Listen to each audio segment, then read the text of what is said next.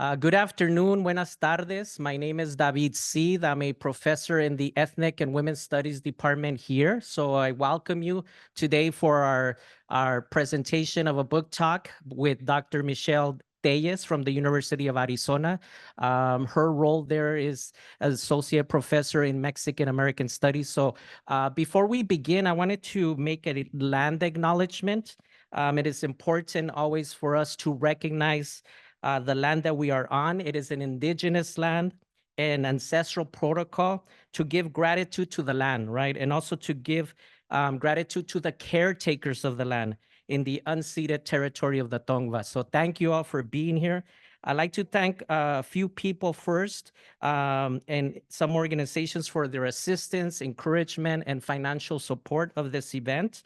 The Office of Interdisciplinary and Ethnic Studies, Teaching and Scholarship, the Ethnic and Women's Studies Department, Dr. Jocelyn Pacleb, Chair of the Ethnic Studies Department, Profe Dora Lopez Mata, also from Ethnic and Women's Studies, Dr. Shada Kafai, also from Ethnic and Women's Studies Department, Chris Solita and Marilu Salcedo from the University Library, thank you so much, Lindsay Zavala, Terrence Hogan, Trevor Henderson, and Richard Garipo from Media Vision, and as well as to all of you who are here at Cal Poly Pomona. Thank you for being part of this great event. So Dr. Michelle Téllez, as I said, is an associate professor and director of graduate studies in the Mexican American Studies Department at the University of Arizona.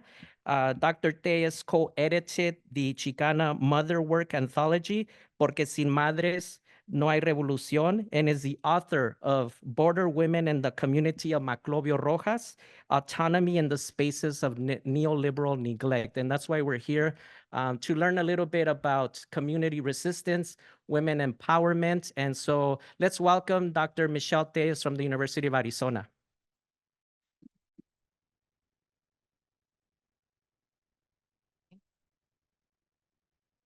Buenas tardes. Good evening or good afternoon, I guess. It's wonderful to be here. I'm really thrilled. You know, I used to teach here. My first job that I ever had as a professor was at Cal Poly Pomona 20 years ago. It's hard to believe that much time has gone by, but this was the place that I really got to learn how to teach. I loved the students. I actually wanted to stay here, but there was no job, so I had to go to Arizona. So thank you, David, for all of the work it took to bring me here. I know it's a lot of labor, and then you just mentioned a bunch of centers and people, and I want to thank all of them too, but I know that you took this on, and I'm honored that you did that labor for me. I'm thrilled to be here, to be in community, and to share a bit about the book that I wrote, talk a little bit about my experience, and then hopefully have a generative conversation with you all. I want to learn from you all as well. As Dr. Cid mentioned, I'm visiting you all from Tucson, Shuxon, Arizona, which is a small town, small city on O'atam and Yaqui territories. Okay, so I guess I'll start. This is, of course, a picture of the cover of the book that I'll be talking mostly about today. And you'll see Hortensia Hernandez in this cover. I want to draw your attention to this photo over here. This building is called an Aguas Calientes. And Aguas Calientes was a social space created modeled after the Zapatista movement that emerges in Chiapas in the mid-90s, right? And so these spaces were supposed to create a convening space, right, for community members. And so this is something that the residents in the community that I'll share with you about did. And so this is that building. You can see there's a person on the very top taking a photo. That is Michael Schnorr, who was a member of the Border Arts Workshop, Taller de Arte Fronterizo, which was a border arts collective that emerges in the 80s in the San Diego, Tijuana area. And they did a lot of interesting work disrupting, you know, the border walls and the border itself. And Michael Schnorr did a lot of work there in Maclovio Rojas to bring attention to the community, to the plight of the community, but also to bring art into the community through the murals. And I'm going to show you some photos of those murals in a bit. Okay, next slide.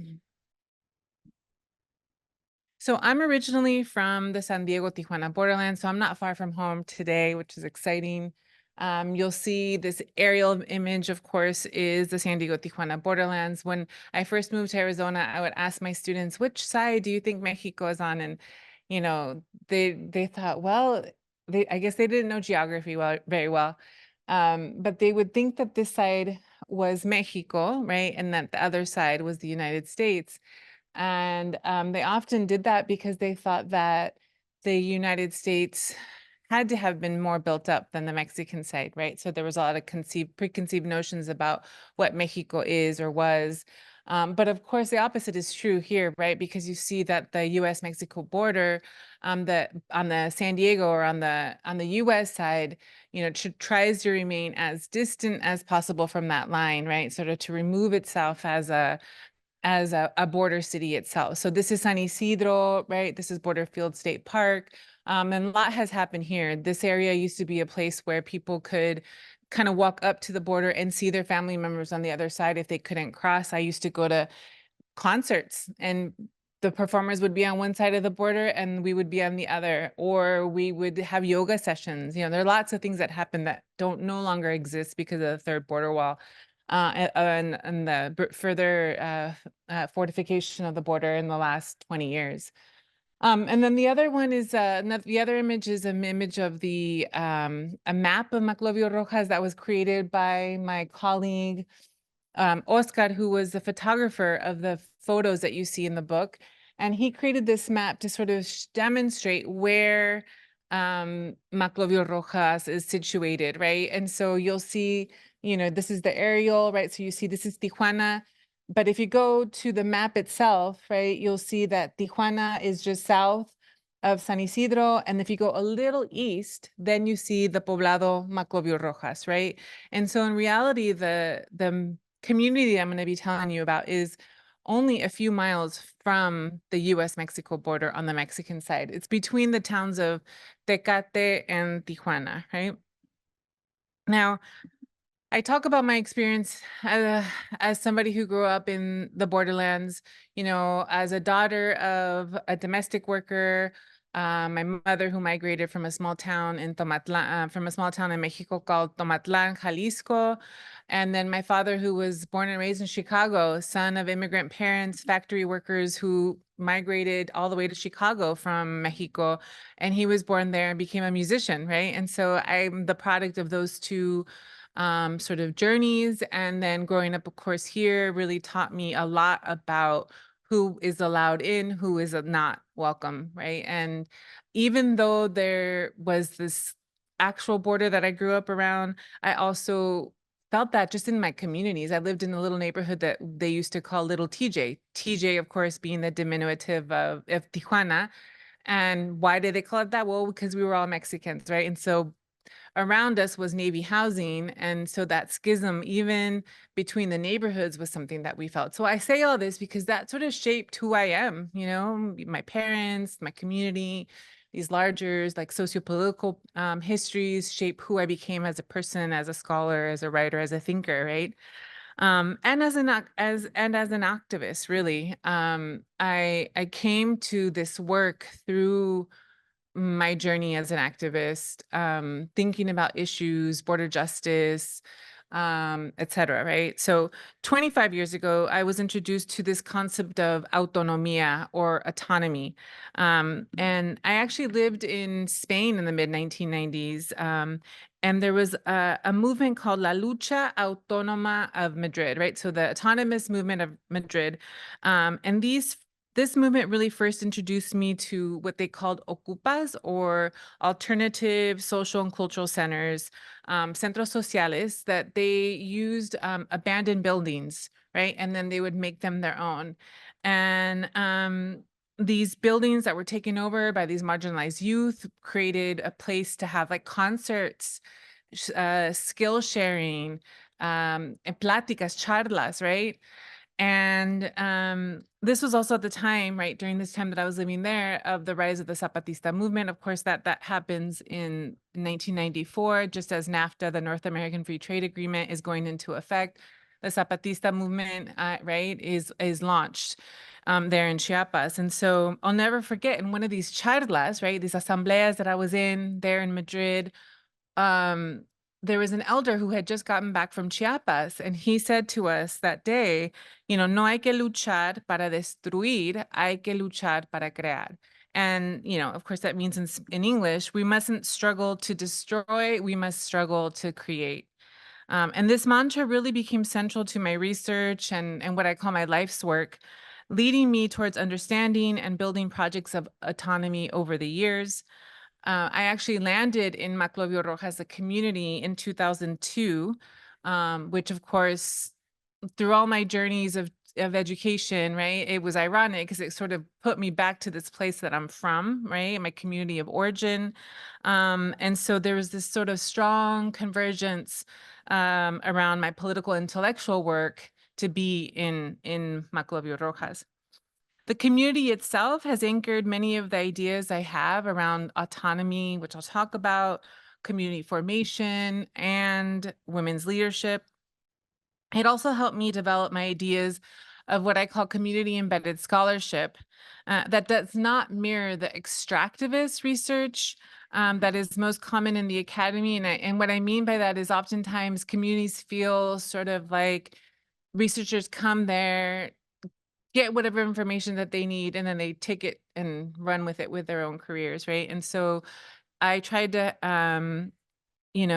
I guess what that looked like for me was developing strong relationships in the community based on sort of this activist persona that I have.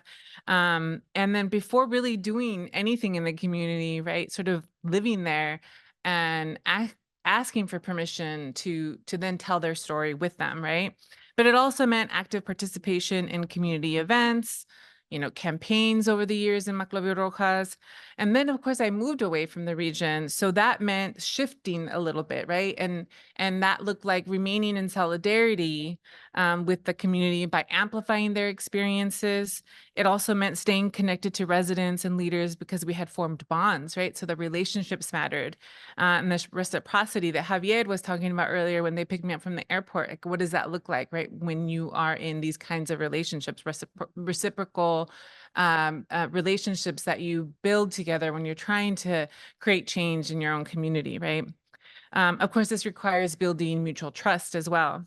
So I began my work here in Maclovio as a graduate student around the same time, actually right after I left teaching here, because I was still a graduate student at Claremont Graduate University when I was teaching here. And I started this research in 2003, right? And then I went back in for a couple summers, like 2006, 2009 to 2010. And then I didn't go back again until 2016. So based on those, all those years is what my book is about. Like that's the research that I gather, the data, right? Next slide, please. So this is an image of the entrance to Maclovio Rojas, right? And this is actually important, right? So that MR no longer exists, but this is something that the BAUTAF, the Border Arts Workshop, Taller de Arte Fronterizo that I was mentioning earlier, they created this MNR as a way to, some of the artists that did this as a way to signal, right, that this location existed, right? Because what was happening in the late 80s all the way up till now is that they were building these large maquiladora or factory parks, right? And so they had their big names. They had Sanyo or Son, all the different like Hyundai, and they had these big names. And so the artists and the community organizers said, we deserve a big name too, right? And so that's where you see the M and the R as you enter the community, Maclovio Rojas. So the story of Maclovio Rojas really traces how global economic policies, multinational corporations, and neoliberal nation states invisibilize the experiences of displaced peoples. The community really becomes an example of how people on the ground can create for themselves what the state will not. So there were a couple of things that I wanted to do with this book. First, I wanted to visibilize the stories of border women, right? Coming from the border myself, knowing that my story wasn't out there, right? That I didn't see it in the academic literature 25 years ago, right? When I was first starting. So by visibilizing the stories of border women, I hope that this would become a radical alternative to the images that we consume in popular media. Anyone who has worked closely with this community knows that women have always led the movement. Instead of seeing border women as always sexualized, voiceless, and marginalized, the example of Maclovio Rojas redefines them as active agents of their community and their community who collectively reimagines the political roles and responsibilities of women. As one of the organizers of Maclovio Rojas once told me, somos puras mujeres porque a los hombres se les caen los pantalones, which in English means we are only women because men are not as courageous. It's a little different, but that's the point. The second thing that I wanted to do with the book is to mark the borderlands as not just a place of passage, right? Because that's what we know about the border. It's a place that people cross. But coming from the border, it's also a place that people live, right? And we're affected by the policies that are happening in other places, right? So the border is a place of building, of living, of conviviality, and of exchange. And when we only think of the border as a place that people pass through, then we fail to acknowledge the lives of border residents who cross and recross boundaries all the time, right? Sort of like what I was mentioning earlier about my own experience. And we're all shaped and bounded by the border, but we also create meaning, community, and possibility through the exchange of culture, ideas, and experience. Okay, next slide, please. Thank you. So my study of autonomy on the border began in Tijuana when I met Hortensia Hernandez, pictured in here, a community leader and one of several women who have been fighting for the welfare and prosperity of their community called Maclovio Rojas. She said to me, mi único delito es trabajar por la gente, which means my only crime is to work for the people. We were meeting on the patio of an unfamiliar home located in a new development in Tijuana.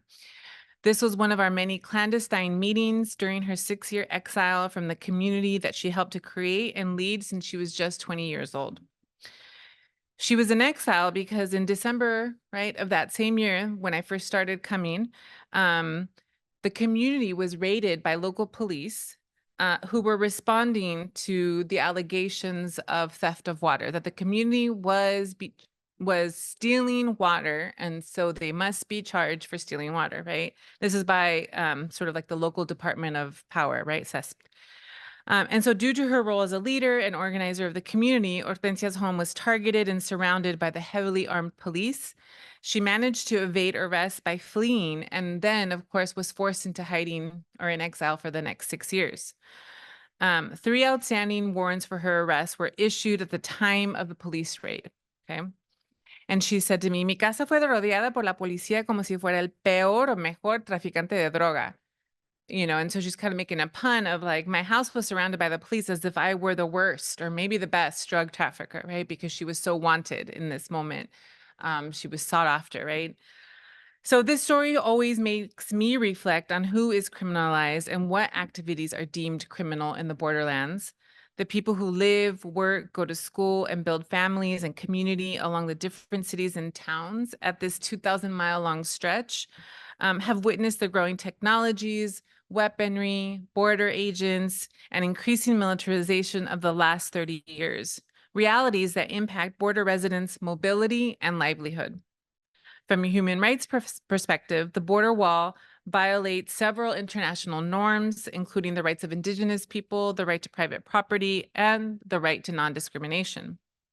The reality is that after over the last 50 years, the United States-Mexico border has experienced profound socioeconomic and political shifts due to policies enacted by local and national governments, the implementation of international trade agreements, and the shifts in population. All this has shaped how Maclovio came to bear. Migrants are often forced out or forced north out of the interior of Mexico, and sometimes instead of making the treacherous journey across the desert, They end up staying in border cities like Tijuana. And despite poor labor conditions, most of these migrant workers have little option but to seek employment in the maquiladoras run by transnational companies. The problem is that many Mexican border cities lack the necessary infrastructure to meet the housing, healthcare, and educational needs of the growing population of workers, right? So this basically is the context for the emergence of Maclovio Rojas. Next slide, please. Okay, so I'll start by explaining this mural. So this is an image of a mural that exists in the community created by Bautaf, as I mentioned. And this is an image of Maclovio Rojas, the man.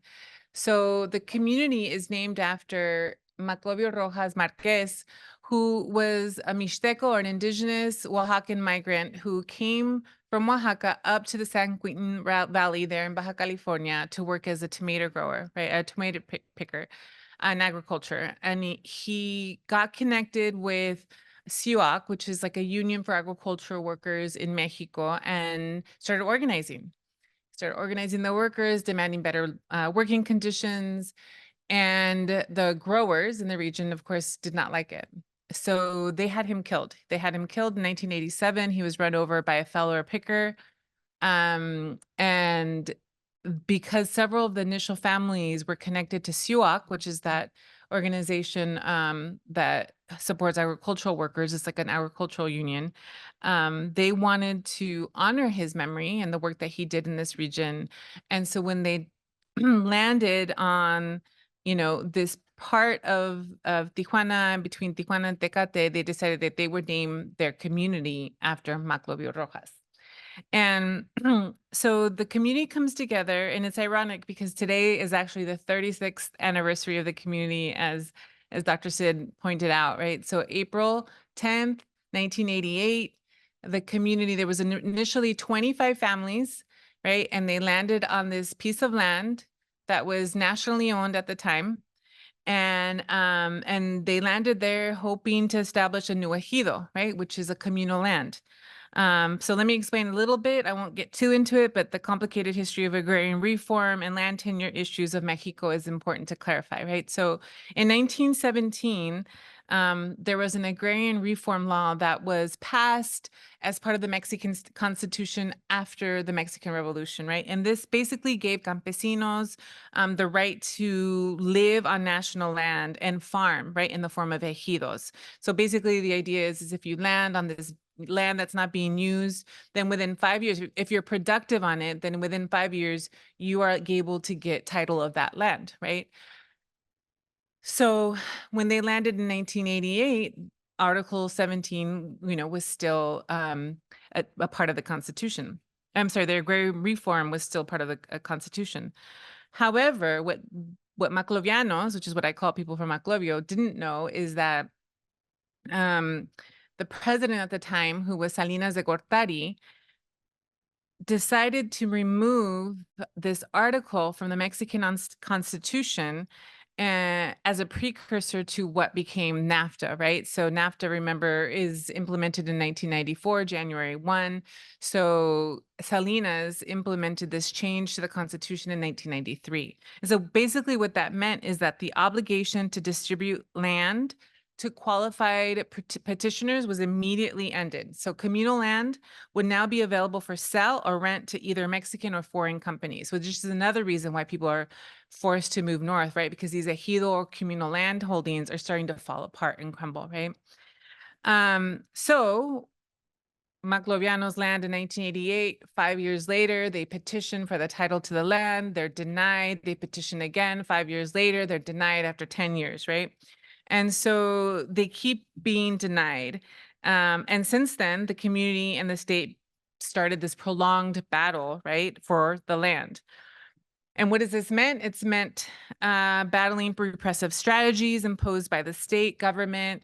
It's meant land invasions. It's meant living a life where there are no public services, such as schools, electricity, running water. And despite the legal wrangling involved, the community has continued to grow for the last 36 years, right? So let me talk a little bit about this idea of autonomy. So, when the leadership of Maclovio Rojas declared their settlement an autonomous one, they did so as a response to the denial of basic human services, both by the federal and state governments. In other words, in what I call in my book, in the spaces of neoliberal neglect. Organizing for basic services, education for their children, and healthcare was driven by necessity, right? Not by an ideology or explicitly political conviction. Um, Hortensia says, necessity has made the community autonomous because although we have the same rights as, as all Mexicans because we pay taxes, we are denied everything. If the government doesn't give us what we need, then they obligate us to organize ourselves. So we built schools, we created a sports field, and we did it all working together. This is why we are autonomous. We haven't been given absolutely anything but problems, right? And she's referring to the government. And so, here it's not that the community or the residents think of themselves as like initially wanting to create an alternative space, like a commune, right? It was merely to create a community for themselves and homes for their families, which initially they had every right to. And so while residents don't name it as such, the community is modeling what Marina Citrin calls participatory democracy and horizontalism. And horizontalism is the use of direct democracy and the striving for consensus, a process in which attempts are made to let everyone be heard. And this models a new way of relating to one another, right? And so let me share some photos that have materialized their experiences of autonomy. We can go to the next slide.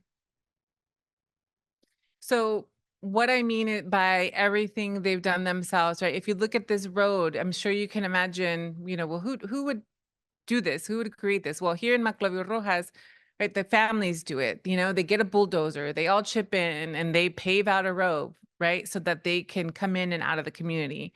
And you can go to the next slide. This is an example or a photo of the residents building a school for their children, right? And so I was there while they were building the second school. The first school was already built.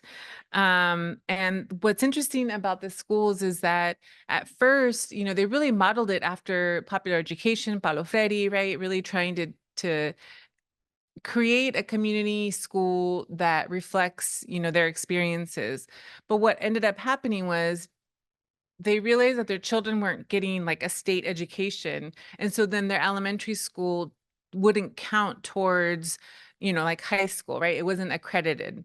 And so then that was another battle that they did, is that they fought to get like a school code, a clave is what they call it, so that then their schools would be recognized by the state so that the education their children were receiving, right, would be valued. And so that happened with the first school, and then the second school that they were working on while I was there in the early years was also fighting for that battle. And I got to see a lot of things. Like there was a moment where there was heavy rains and some of the infrastructure that they had built started to kind of fall apart. And so they asked the state, please send us some reinforcement so that we can, have a place to teach our kids, our students. And so what they sent was a school bus.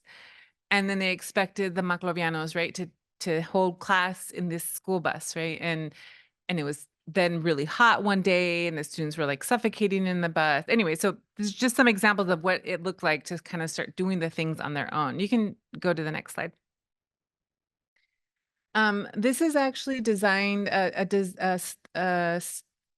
my God, structure. I'm not thinking of a statue designed by Judith Nicolaides. She was an artist that was part of Bautaf. But this is also a place where the community designated it as their pantheon, right? As their cemetery. And so they're really trying to mark out places in the community for themselves over the course of their lifetimes and beyond, right? The next slide. And this is the Casa de la Mujer. So, the community has when they created their sort of plan, they decided that they would create a plan that included several, structures, right? So the health center, the schools, the homes, They created like a swap meet, right? So for bartering and exchange, they created that sports center that that Hortensia mentioned earlier, that I said that she mentioned earlier. But they also created a Casa de la Mujer. And that, visiting this place was really significant for me because they had the vision to think about like what women in the community might need. And there were various functions at the Casa de la Mujer, one being like workshops again, around workplace rights, sexual harassment, theater, so many things that like the workshop that like went through there. But also, it was a place where children, they created like a childcare center there, right? For some of the women who still worked in in maquiladoras, right? So they had to go to work, and then and in Tijuana, they work these 12-hour shifts, right? 24 hours a day. And so you either work the morning shift or the evening shift. And in Tijuana, right, the pay rate is not even $4 an hour, right? And we know that like the cost of a gallon of milk is almost just that. So in order to support these families, they created this childcare center so that when the women went to work, they would have a place to keep their children, And so the fee for the space was nominal. I think I remember them paying like $10 a month to have their children sent there, right? And so the Casa de la Mujer was significant because it created the opportunity for the women to work. Okay. And then also this Cuautlicue, sorry, is another statue that was created by another artist named Efraín Novello, who, this is the goddess of fertility, right? And so sort of creating this space to also honor like the Mesoamerican histories and descendants of the residents of the community. The community is comprised of people from all over the Mexican nation state. Initially, there was some stories, right, about how it was primarily peoples from, who were Mixteco, like Maclovio Rojas Marquez, from Oaxaca. But then I went through the archives and all the rolls, and I realized that almost all of the states are represented there, right? And so it's truly a place that migrants come from different parts of Mexico and land and stay and then create the community. Okay, next slide, please. Okay, so this was one of the murals. One of the projects that Bautaf did was to take oral histories of some of the women who were those initial settlers, and they told a lot of different stories. And I just I wanted to bring this image because this is a quote from one of the women who they interviewed, and it says, "Their well for water came from the moon. When lightning struck, the women used a canvas for a cup and drank from it." And basically, what it's describing is how when they first landed, it was vacant land, right? So even that image that I showed of the roads, right? And there's homes there and all this, like that wasn't there before. And so when they first landed, they would use tarps and kind of like camping, right? And so they didn't have running water. And so when they put the tarps up, and when it would rain, the tarps kind of held on to the water. And so then they would put that into the buckets. And that's kind of how they started to have water for washing, et cetera. And so that was just a quote from one of the women in that community. Next slide, please.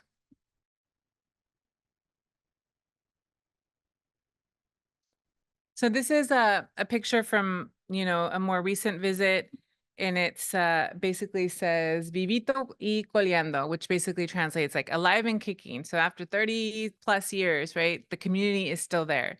The community is still alive and kicking, barely, right? But the residents, in all my years of working alongside them and learning from them and winning and with them, they've always demonstrated a shared commitment to collective action through the establishment and the defense of their community, right? And it's looked differently over the years, from taking over the highway, from protesting to the governor, from getting international support. And that's why the role of Bautaf is so significant, right? Because it brings a different kind of, you know, vision of the community, right? It turns public space into public history, right? And so people can, acknowledge that. And to me, when I think about Maclovio Rojas, it really shows how the project of autonomy challenges this idea of having power over, right? And really helps us model this idea of power with, right? In community and through social relations. And it also gives me and us, I hope, insight on how we might be able to create the world we want now, right? And so they're sort of modeling that already. Um, in the book, I try to make two theoretical points, right? The first is about community citizenship, and the second is women-based, women-centered political subjectivity. And so, in many ways, much of the relations of neglect and domination that are present in Mexico and along the border are informed by the continuation of a historical colonial matrix of power. And so, what I found interesting in Maclovio, and I mentioned this a bit earlier, is that Maclovianas, right, use a variant of a nationalist discourse. And what I mean is that they assert their common bonds of Mexicanidad or Mexicanness, right, to insert themselves into the political process, right? And so when they say somos mexicanos or we're Mexicans, right, they're saying we have a right to this land, right? Um, but by doing so, however, they also subvert hegemonic definitions of national identity because as the racialized, working class, and female poor, they were never truly meant to form part of that nation building civic discourse, right? They draw from their Mexicanness, but define themselves as Maclovianas, right? So their allegiance is to their community, but they recognize themselves and their rights through the state, right? And that's actually similar to the Zapatista movement, right? When they would say, the Zapatistas, one of their tenets was like, nunca más un México sin nosotros, right? Which means like, never again will there be a Mexico without us as indigenous people, right? And so it wasn't about separating from the state, but it's about recognizing their need for autonomy within the state, right? And I think it's interesting because, there was a moment of panic in Mexico during the rise of the Zapatista movement, that there would be this civil war. And of course, the Zapatistas put their arms down within 22 days because the Mexican citizenship, right, like the civic societies asked them to. And so they developed a different mode of operating with the Mexican government. And when there was a moment when the Zapatistas visited Maclovio Rojas, and there was a panic because there was a newspaper article that comes out probably in the late 1990s that calls Hortensia Subcomandante Hortensia, right? And so kind of modeling it after Subcomandante Marcos from the Zapatistas. And the thing is that there was some similar tendencies in their right to acknowledgement, their right to land, but it wasn't about taking up arms, right? It wasn't about subverting the state through violence, right? It was about ideologies and recognition, right? So anyway, so that's a little bit about the community citizenship. And then the other point that I make is that through challenging corporations, governments, and transnational agencies and institutions, women also defy patriarchy, right?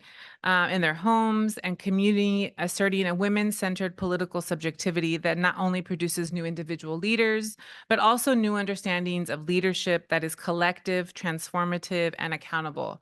These women say, if I'm going to be fighting the government, if I'm going to be fighting the state, if I'm going to be protesting, and then I'm going to come home to somebody telling me what to do, I'm not doing that anymore, right? And so they recognize that understanding that the resistance that was happening outside the home can also happen within the home, right? And there was another little saying that people would say, si llegas a Maclovio casada, sales soltera, which means like, sometimes you arrive married and then you leave single. And the idea was that like women no longer were going to subjugate themselves to a traditional or a patriarchal relationship that didn't support their growing sort of political subjectivities and their needs, right? And so those are two of the main points.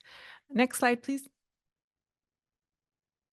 Is there a way to is there a video that can, well, let me talk about this. So the book that I'm telling you about, that the first slide showed, was published in 2021, in the late 2021. And And it was really important when I was talking about, not doing extractive research. For me, it was always really important to give the story back to the community, right? And so I was able in the last year to work with a press in Mexico, an autonomous press, and who helped publish this book in Spanish in Mexico City. And so on their 35th anniversary last year, the book came out in Spanish. And unfortunately, I wasn't able to be at the presentation when they did it on their 35th anniversary celebration there in the community, but they presented the book. And I think on this slide, there should be a little video. Can you click on it? Or maybe, oh, here it is. Let's see, click again. There it is. And then it should load. And I just want to share a little video because for me, this was sort of like that first, the full circle moment when, I began this project so many years ago. They began their collective work so many years ago. And then we were able to tell a collective story together through the publication of the book. And they had this panel. They used the cover of the book. Oh, I can log in. Sorry about that. Yeah, it's okay.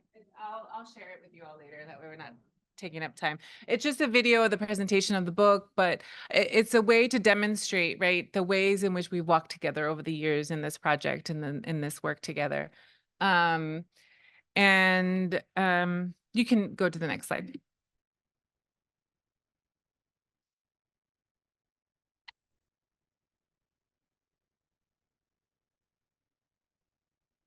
So my book was published, like I mentioned, was published in 2021.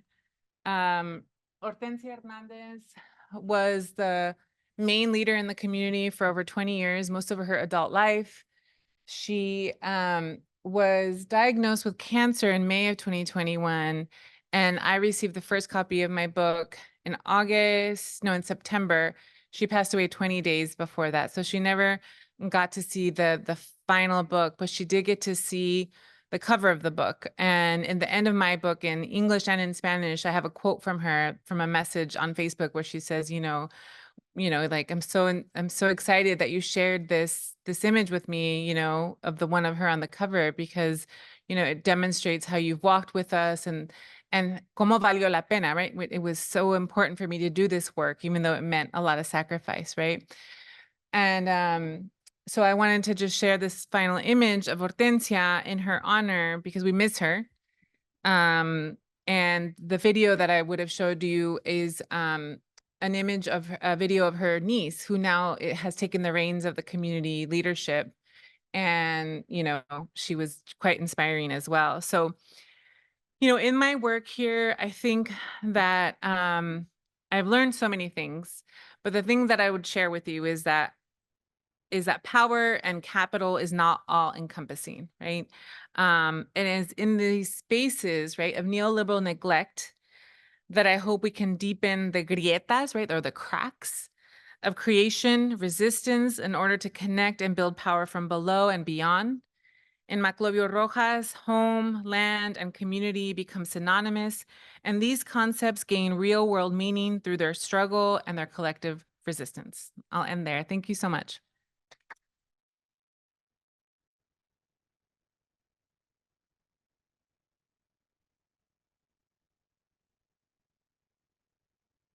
Test. Thank you everyone for being here today. Really appreciate. Thank you, Dr. Téllez, for sharing valuable knowledge, information about community, and that hopefully we can be reflected in that in our efforts here in Cal Poly Pomona and Greater Los Angeles. So before I ask you a question, I just wanted to make sure that if anyone had a question from the audience. I want to say one more thing too, Sure. before is that I didn't say this, when I was talking about like how I grew up in the border and I went to, and then I kind of jumped into the work on autonomy that I started doing in Madrid. And that sort of was like the thorough line of my sort of activist and political work. But what was really important that I didn't mention is that when I went away to college, I went to UCLA undergrad.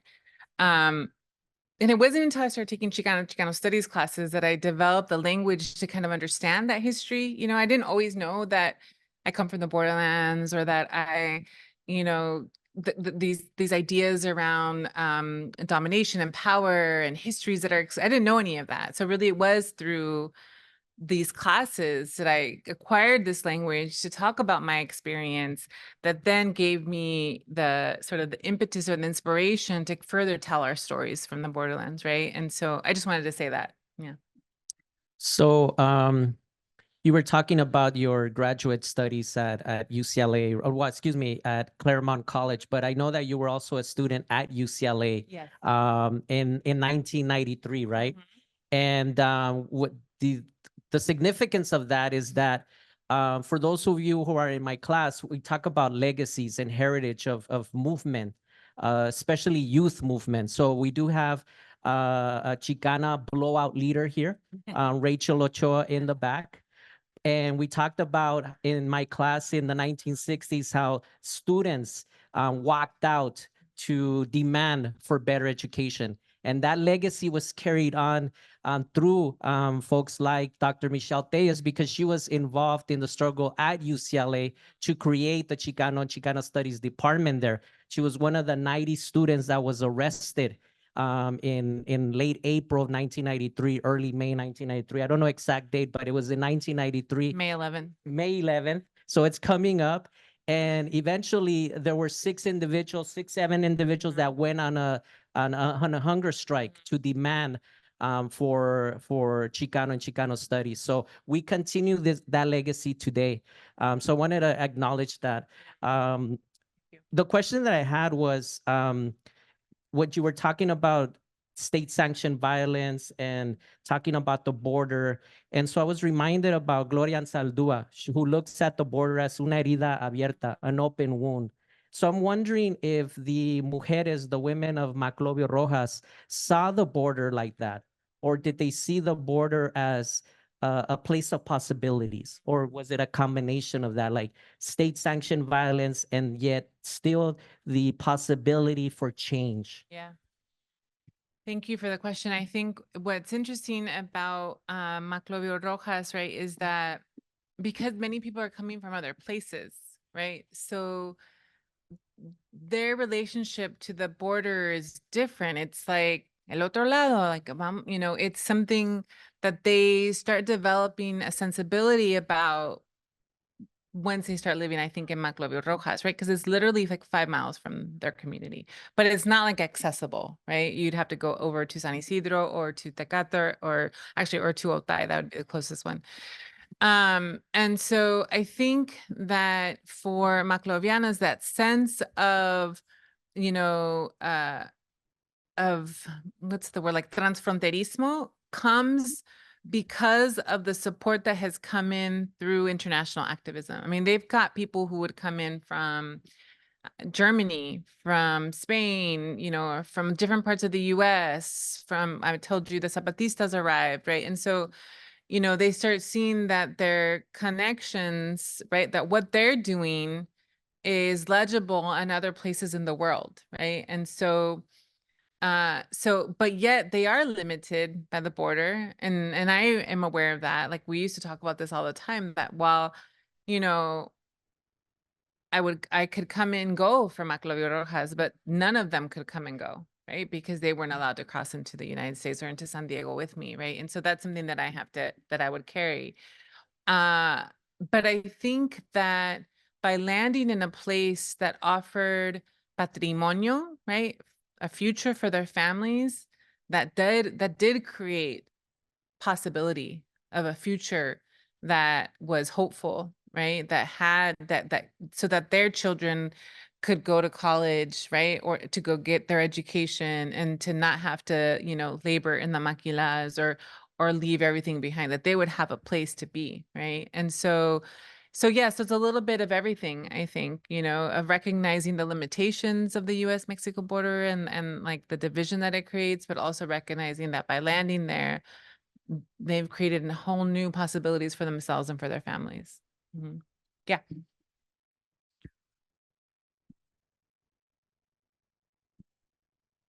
First, thank you for coming out and speaking. It was very great speech. I had a question in regards to the horizontalism in connection with the Zapatismo. What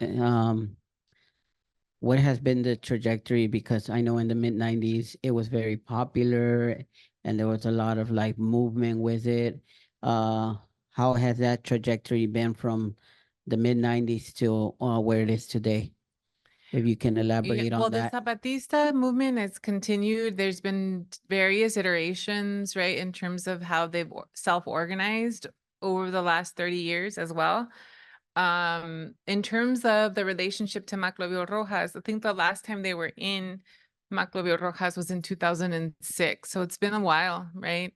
I think there's been a siphoning of movement work a bit because of Calderon's war on drugs and the violence that has erupted, more significantly in Mexico over the last, 15 to 20 years. And so I think that Maclovianos were inspired by what was happening and saw themselves in the Zapatista struggle, but also recognized the very different like political histories and community histories, right?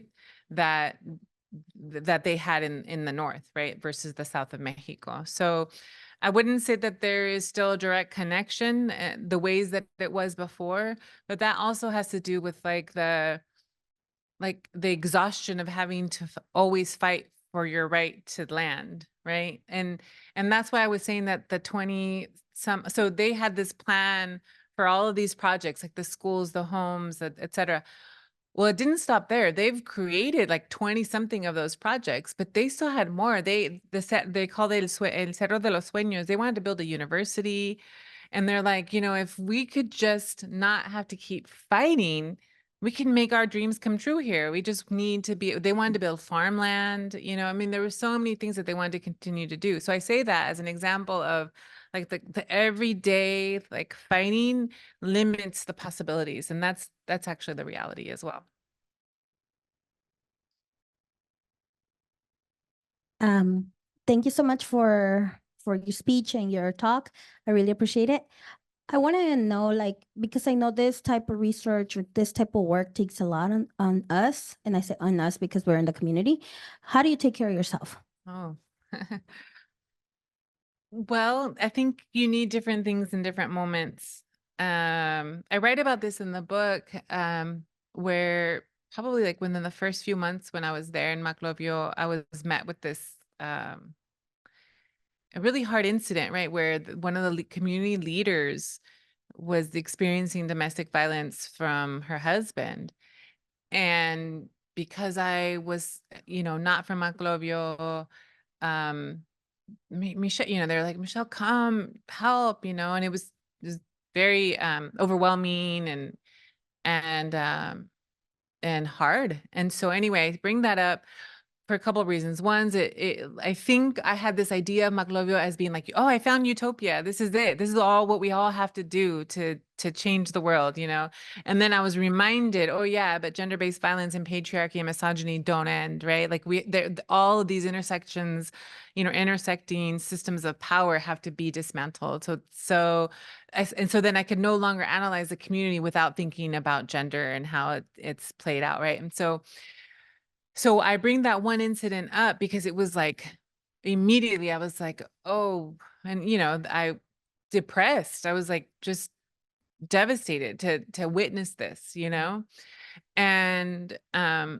and I didn't know what to do in that moment. Like nobody knew how to help me. I called my dissertation, and I realized that, I had to form communities and networks of support. And it's not easy because not everybody does this kind of research, right? And so there's like a detachment in some people's work, right? Where it's like, oh, well, it's data collection, y que no sé qué, and then they're doing that. So I had to find those people who were doing work that reflected their own political interests and commitments, community commitments, right? And personal commitments. And once I found those people, then I realized I wasn't alone. And there's a lot of us, actually. We're just taught that we're not there. There's a lot of us everywhere. And so it wasn't easy getting from that moment of extreme depression to finding my network.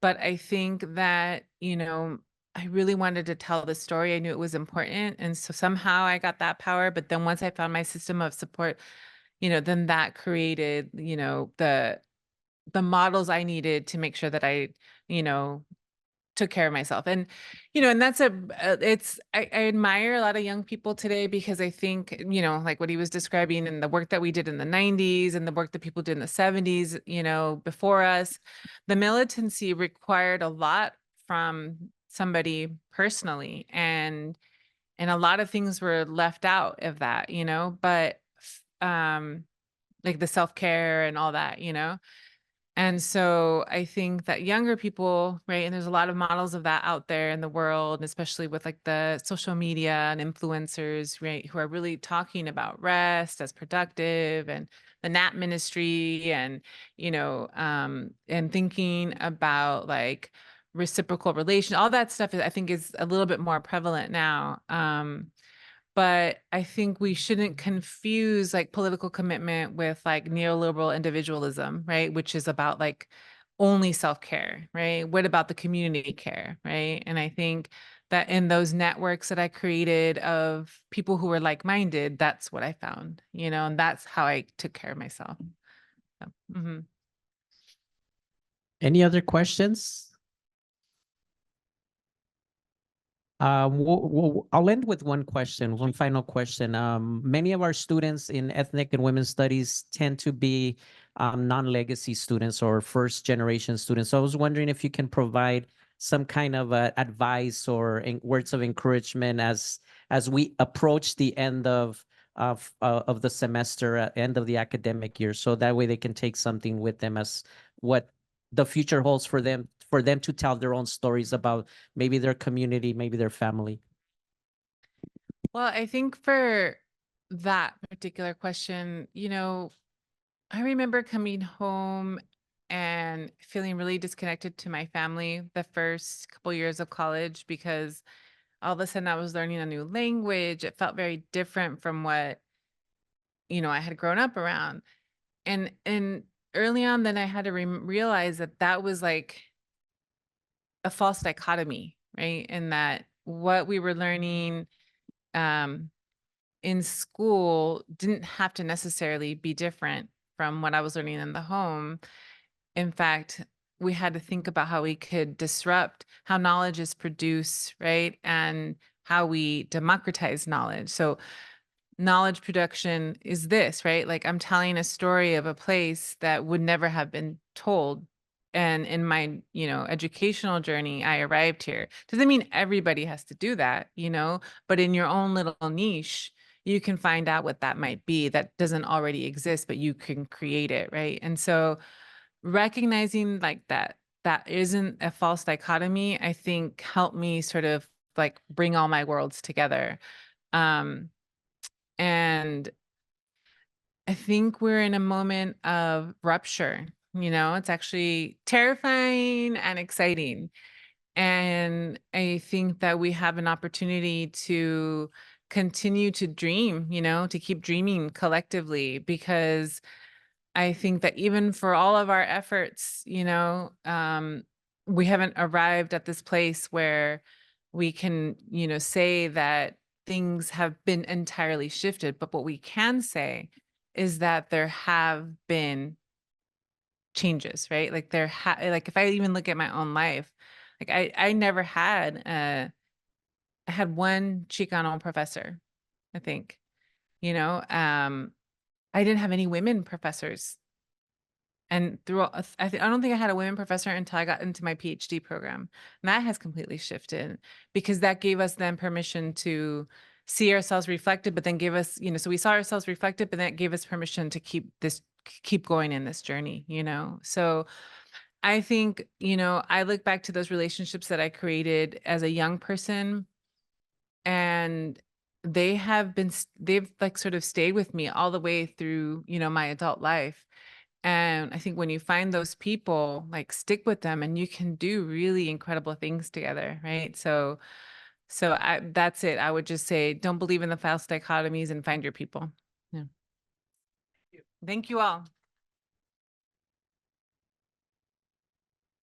want to thank all of you for. Want to